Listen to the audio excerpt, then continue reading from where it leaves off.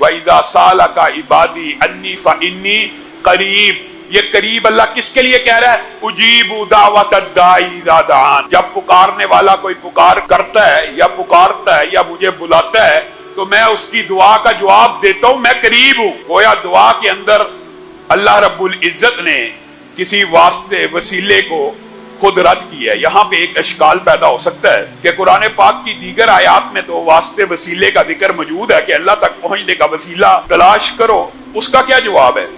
تو میرے بھائیوں یہ بات یاد رکھیے گا، آج تعصب کے بغیر شرح صدر کے ساتھ اہل حدیث کا، اہل توحید کا موقف سمجھیں۔ اگر آپ کو بات سمجھ آ جائے قبول کر لیں، اور اگر آپ کو سمجھ نہیں آتی آپ اپنے دلائل کو مزید راستہ پہ راستہ کریں، ان کے اوپر غور و فکر کریں، مزید دلائل سامنے لے کے آئیں۔ قرآن و سنت میں وسیلے کے اعتبار سے تین چیزیں ملتی ہیں کہ جن تین چیزوں کا وسیلہ دے کر اللہ رب العزت سے دعا کی جا سکتی ہے۔ ویسے تو اس آیت میں انی قریب کے بعد اللہ نے ساتھ ہی کون سا عمل بتایا؟ اجیبو دعوت الداعی اذا دعان، کسی کے گمان میں یہ نہ رہے میں دور ہوں، میں پکارنے والے کی پکار کا جواب دیتا ہوں۔ لیکن ساتھ اللہ رب العزت نے تین جائز اقسام کو بھی بیان کر دیا، اور قرآن پاک میں ان کے ثبوت اور احادیث میں ان کا ثبوت ملتا ہے۔ اگر کوئی چوتھی قسم حدیث سے ثابت ہے، ہمارے سر آنکھوں پر ہم نے یا ہمیں تو کئی اہل حدیث جاتا ہے، اگر حدیث آ جائے اور اس کے آگے ہم عقل دوڑائیں یہ ممکن نہیں ہے۔ حدیث ہوگی سر تسلیم ہم کر دیں گے۔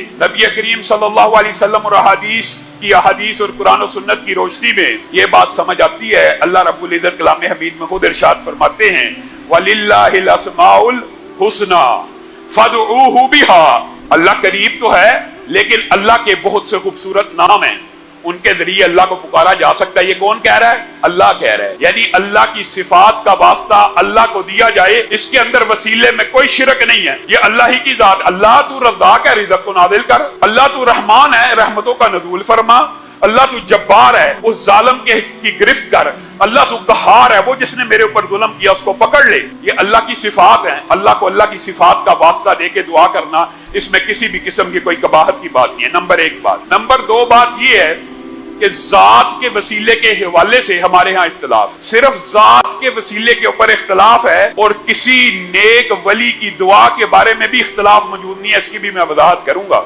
ذات کے اوپر اختلاف ہے کہ کسی کی ذات کا وسیلہ نہیں دیا جا سکتا، اس کی مثال عقل اور منطق کے ساتھ بھی ہے اور حدیث سے بھی ثابت ہے۔ مثلا نیک عمل کوئی قاری صاحب کر رہے ہیں، کوئی امام صاحب کر رہے ہیں، کوئی مولوی صاحب کر رہے ہیں، انہوں نے تو بڑا نیک عمل کیا، اور ایک گناہگار بندہ اٹھے اور اللہ کو کہ قاری صاحب نے بڑا اللہ تعالیٰ نیک عمل کیا ہے، اس کے نیک عمل کی وجہ سے میرا کام کر۔ ایک بندہ اٹھے، وہ مولوی صاحب اور علامہ صاحب بڑا نیکی کا کام کرتے ہیں، ان کی نیکیوں کی وجہ سے اللہ میرا یہ کام کر دے۔